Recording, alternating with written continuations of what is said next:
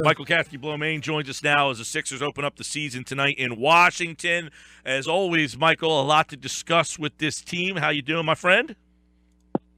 I'm doing pretty good, Mike. How about yourself? Everything is good, as a lot has happened with this team, as typically it does over the last 48 hours. And on Monday, I guess you had the 76ers essentially announce that they were going to have Joel play on a minutes restriction. Yesterday, he came out, and he was not very happy about it. Today, Brett Brown kind of tried to clear the air a little bit on it. But give us your take on the way the Sixers are handling Joel in the early stages. Is this the right way? Do you like the way they handled it? Are you surprised? What are you thinking?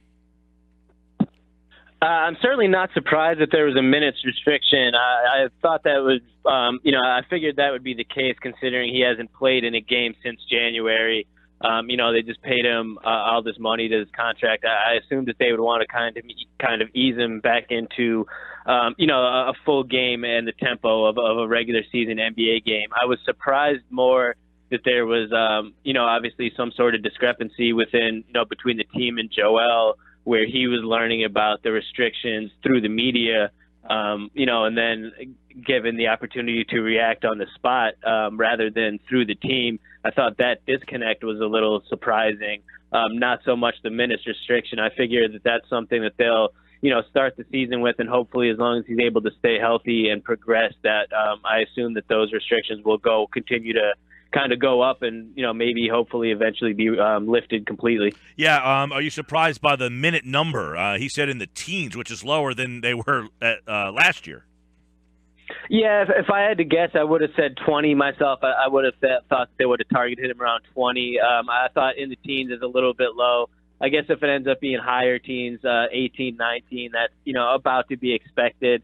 I think it would be more alarming if we're a couple weeks into the season and those restrictions are still in place and there's been no sort of setback or anything. I think at that point, Joel's frustration and the fan base's frustration on the minutes restriction could really start to, come to a serious point. Yeah, do you get a sense that it's hard and fast in two ways? One, that it's, just a couple of weeks, or this is going to be till Christmas. And number two, there were times last year where he'd be at the 25-minute mark, which was around where, and then they go to overtime, and he's kicking chairs, and, he's obviously upset. Is it, hey, we're going to be at 19, but if it's a close game late, it will go to 23. You know what I mean? Yeah, absolutely. I think that's the vibe that I've been getting from Brett specifically this year, that it's not that while there will be a restriction in place, it's not as rigid as it was last year, like you were saying. If it's a situation where the game's close and he's hit his mark and there's still 4 minutes left and he's dominating the game, they're not going to necessarily pull him out just because he's, played 20 minutes of 20 allotted. Now, that's refreshing to hear. That's refreshing to hear. Yeah, absolutely. I think that's the way Brett has kind of tried to portray it, that it's more of a fluid situation rather than, kind of the rigidness that they saw last year. So I think that it's something that is definitely something that will develop over the season. And obviously it all depends on Joel's health. If he's able to maintain his health and not have any sort of setbacks, you would, imagine that he and the team would sort of have a conversation at some point to, see if we could get the restrictions raised completely. I mean, he'll never be a guy that plays 38 minutes a game, but I'm sure at some point he'd like to get to play, 30 a night. Mike, let's kind of switch gears to Markelle Fultz. We know that he hasn't played the last couple preseason games. He's had some injury issues in training camp. Where is he health-wise going into tonight's game against Washington? That's a great question, Deshaun. And I think it's, it wouldn't be a Sixers season if there wasn't some sort of lingering questions about the top draft pick, right? So I think that's definitely a concern right now. There's two issues. He was held out of preseason because of knee soreness. And there's also obviously reports and things going around about his shoulder, which has potentially contributed to his changed form at the free throw line. Markelle himself has downplayed, all of these injuries, basically saying that, they're nagging him, but it's not an excuse and it's not something that's going to hold him back. I think that, obviously the fact that he wasn't able to play much in preseason kind of should temper our expectations for what we're going to see out of him tonight. I don't think that he's going to play. He'll get some run. I don't think we'll see a whole lot of him, not like 30 minutes or anything like that. And I think that his health is something that, unless there's something that we don't know more about, I think it's something that will improve from where it's at right now. But at this point, I don't get the vibe that he is, at 100%. See, Mike, because there's been a lot of people the last week or two basically asking me questions because I've been one of Fultz's biggest proponents for the last year, even before his time at Washington, because I've been very high on this kid. I think that he's going to be a special player in this league. People are alarmed that he's coming off the bench to start his career. Again, everybody doesn't adjust to the NBA day one. Is this reason to be concerned that he's coming off the bench, to start his the third rookie since, whenever to start his season off the bench? Yeah, Deshaun, that's a great point. I saw that someone pointed that stat out to me the other day that he'd be only the third rookie, to be the top draft pick and then start the season on the bench. And I think that it's a little different because the Sixers situation, it's so different. It's something that hasn't been seen in the NBA before. A team has never debuted 2 number 1 picks back-to-back in the same game like the Sixers are going to tonight. So I don't think it's concerning at this point. I mean, the kid, he's still 19 years old, extremely young. I think, honestly, coming off the bench to start the season could be beneficial for him rather than kind of being thrown directly into the fire against some of these, playing against a guy like John Wall tonight, for instance, or a Bradley Beal. I think it's kind of just a way for him to get his feet wet a little bit and kind of get comfortable and acclimated to the NBA style of play at just 19. I don't think it's that big of a concern. He seems to be taking it in stride.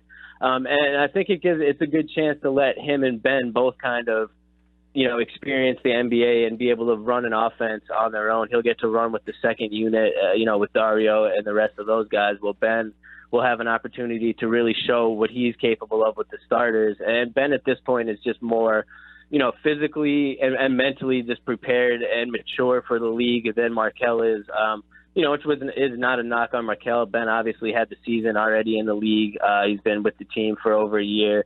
It's just a level of maturity that comes with being in the league for a season.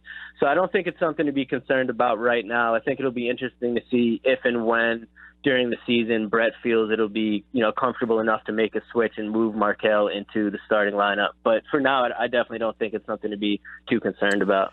Initially, a lot of people thought that he was a perfect fit. Now that you've seen JJ and Jared and the way that Ben plays a little bit in these preseason games, do you feel as comfortable that Markelle was a perfect fit? Now, I'm not saying, a lot of people are already saying he's going to be a bust or he wasn't the right fit. But, I mean, do you not think he was as perfect the fit that many people did when he was drafted on draft night? Mike, it's tough to tell because we really have not been able to see too much of Markelle really doing what he does. He really never looked fully comfortable during the preseason. And it's really going to be a matter of his ability to shoot. His shot is a hot topic right now, considering how he kind of changed around his foul shot, and he hasn't really taken many shots in the preseason. At Washington, he was a knockdown shooter and a guy that could, knock down threes too and space the floor. If he can do that at this level alongside Ben, then he will still be a perfect fit, combined with the fact that he can run an offense and operate things when Ben's not on the floor. I think that kind of dual nature was what attracted the Sixers to him in the first place. And that's certainly still there as long as, the shot is not, an issue. If he comes out and really struggles to find his rhythm and space the floor, at that point, it could be an issue to get him on the floor with Ben, another guy who, at this point is not known to be able to knock down shots. Michael Kaskey-Blomain is with us, Sixers tonight. How about Ben? Because, I've been very high on Ben, maybe higher than most. In fact, people have really said some nasty things towards me because of the positivity I've had towards Ben. But you know what? I don't really care because from what I see, my opinion is this guy is going to be something special. He's going to be a player that you don't see play in this league very often. I think he has just an innate intuition of where guys are on the floor that you don't see around this league, specifically from guys of that size. Has he shown you things that surprised you, and what kind of impact do you think he will make immediately, because there's a lot of people out there that would say this team is very young. You got so many young players. You got to curb the expectations. Does he fit into that category as a young guy who is going to have a lot of bumps along the road? Yeah, I think he'll have bumps, Mike, but I'm right there with you that I think he is a really special talent. A guy that's been prepared for this moment for a while. And I think last year on the sideline really helped him kind of just get in it from a maturity factor, get, mentally prepared for what this moment is. And I think he is going to have an immediate impact on the Sixers team. I mean, we saw it in the preseason. There was the game against the Heat and some of the earlier games. He was really just dominating the floor when he was out there without taking a shot outside of the paint, which is, the main thing that people point to about his game. And I think at this point, the only real question is how great is he going to be? And the development of that shot could really be the difference between good and great. But we've already seen a guy that has, like you said, a really innate ability to see the floor, and to combine that with his size and strength, out there. He is big. I was, when I had first seen him after the summer at Media Day, after not seeing him since last season, I was definitely taken just by both his height and he looks like he put on strength. I mean, the combination of size and speed that he has is, obviously he's drawn comparisons to LeBron, and there's reason for that, just with the way he's built and the way he can kind of has a feel for the game. So I'm there with you, Mike. I expect him. I don't see why he won't be the Rookie of the Year. I think he's going to have an immediate impact on the Sixers. I mean, there'll obviously be growing pains, especially with that shot, maybe some turnovers. He has some learning to do on the defensive end, especially if he's going to be tasked with guarding some point guards at times, or being able to switch on multiple positions. He'll go through the normal rookie things, considering he's never played, but the physical talent and the IQ, I think, is what really separates him from the pack, and it's what's going to make him special. If you're going simply off what you see in the preseason, I think you've got a lot to be excited about with him. I don't have any I think he'll be the Rookie of the Year. I don't think it's close. I think he was by far the best rookie that I saw going back to his Summer League last year. When I watched Summer League this year, and it's only Summer League, I get that, but what he did in last year's Summer League, I didn't leave watching any Summer League games this year saying, this guy is something different. That guy last year was something different. You know what I'm saying? Like, you watch those games and we're like, I haven't seen a guy do what this guy's doing right here. So I think he'll be the Rookie of the Year, and I don't know that it'll be close in terms of the discussion by the end of it, because I think he'll have that kind of impact. And one of the reasons is he's got a guy, two of them now, Bayless and J.J. Redick. The way Redick shot the ball in the preseason, I mean, if he can come out firing like that, he's going to be racking up some big-time assists, because how do you not leave him that open with the size that the Sixers bring in that paint area with Joel and Ben Simmons? Yeah, Redick did exactly what they brought him in for in the preseason. I forget exactly. I think he was something like 11 for 14, something, astronomical from long range. And just like you said, if he's hitting like that, Ben found him, multiple times in transition for, up-tempo, fast break threes. And he is just, the perfect complement for what they brought in. They're going to look for the same thing from Jared to space the floor. And, when I see Ben, there's obviously tons of hype for Lonzo as far as the Rookie of the Year race. But you look at Ben, a guy that has a similar skill set to Lonzo as far as, the ability to see the floor and to make plays. And then you just take that and you put it into a frame of a guy that's, almost 7 feet tall and extremely explosive and athletic. And I just don't see, a comparison for him in this rookie class, and as far as what he'll be able to do. And like you said, it's not going to be like past Sixers seasons where there's a lot of inexperienced players out there. Ben is going to have guys to, help him and that he can pass to and that can run plays with, that have, tons of experience in this league. And I think he'll benefit, greatly from that. So, I definitely think that he's going to come out starting tonight. I think he feels a little bit, he talked about this at Media Day and throughout the preseason. I think he feels a little bit kind of like the forgotten man, between Joel and Markelle and then, all the rookies from this year and him not being able to play last year. I think he's ready to remind people exactly of why he was so hyped, going into college and going into the draft last year. And, I think he's going to do it starting tonight. MKB, Mike Gill posted a question today that we've been talking about all show. What is a Sixers successful season? Top 4 seed, 5, 6 seed, 7, 8 seed, or just 35 to 40 wins? What say you? That's a great question. The first judgment of success, I think, would just be health. If they get out of this season healthy and everyone still has their legs intact and, they all played good, I think that's the main thing. But as far as that poll specifically, I think a playoff berth and right around 40 wins is a good, a good kind of place for this team to aim.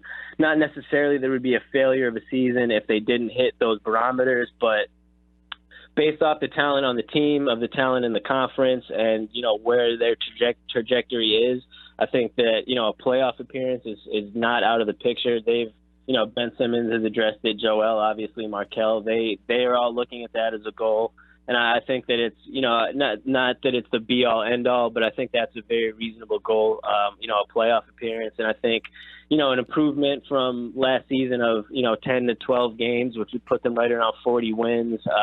Which in the East would, certainly probably be enough to snag one of those lower seeds. I think that's, reasonable expectations for a team that has tons of talent, but also, has a lot of adjusting and gelling to do with a lot of new people and players that not only haven't played together, but some that haven't even played in the league. So, yeah, I would say right around 40 wins and a 7 or 8 seed in the East. Yeah, I actually think, too, that they're going to kind of get out of the gates a little slow, too. I think it'll take a little bit of time, and you're going to hear the negative people that were so anti. I think they're going to have a field day for the first month or so with I do think they'll get off to a slow start, but much like last year, once they kind of got their bearings under them that month of January, we always point to, but it's going to take a little bit of time for these young guys and then to gel with some free agents, but I do think they're going to get off to a slow start, and I will get a good chuckle at listening to the negative people out there have their field day for about a month and a half. That should be entertaining.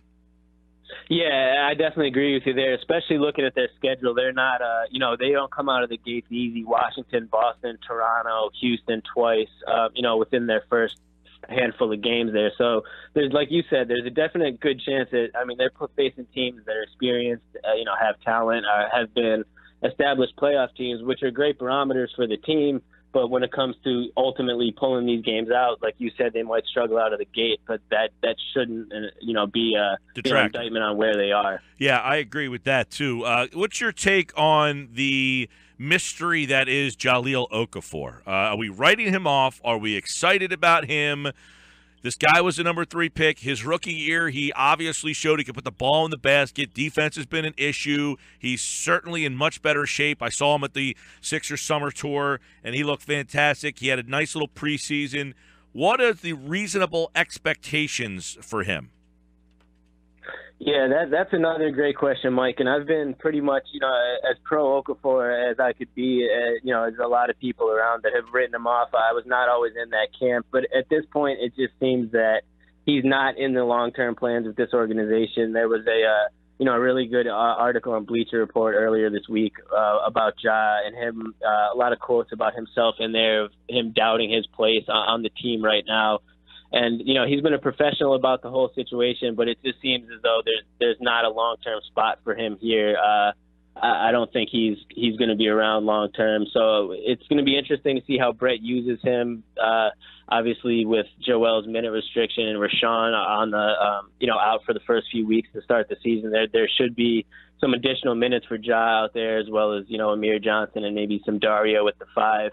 But, I would like to see Ja just work on the rebounding, obviously, get those numbers up. I don't think the opportunity is going to be there consistently for him to really get solid numbers night in and night out.